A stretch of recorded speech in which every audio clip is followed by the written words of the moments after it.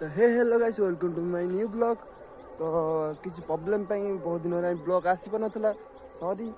तो देखा एबेठू ब्लॉग भल से अपलोड करिया। तो चलतु आज भाईर बाहाघर देखा केमी मजा हो भितर किसी सिनेमेटिक देवी देख कौन हो चलतु ए बर बाहर सारी चलतु डांस फैंस हम देखु कौन मजा लगुच सिनेमेटिक पसंद लगे लाइक एंड सब्सक्राइब करियो जमार भूलिबेनी।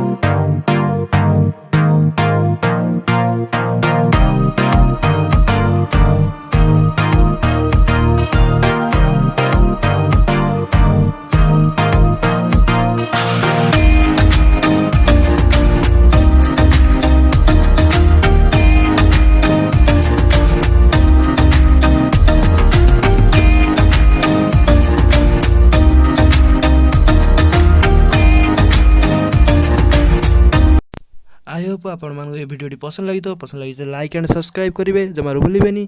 आज वीडियो ये एंड करवा जो मैंने नुआ सब्सक्राइब करूँ आगू ये इंटरेस्टिंग ब्लॉग देखा मिल मो चैनल चलते थैंक यू वाचिंग बाय।